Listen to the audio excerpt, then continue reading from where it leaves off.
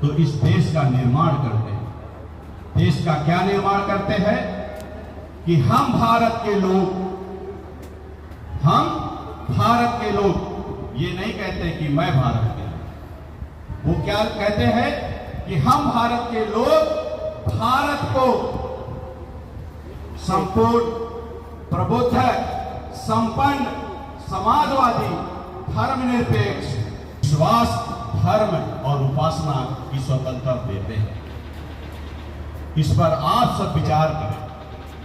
जिस देश में छुआछूत, भेदभाव, जाति पाति, जमीन जायदाद, ये लड़ाइयां आज जो हो रही हैं वो राजपाट की लड़ाई है। और उस राजपाट की लड़ाइयों में शोषित, पीड़ित, वंचितों को अधिकार ही नहीं। इसलिए डॉक्टर बाबा साहब पहले ही अपने पन्ने में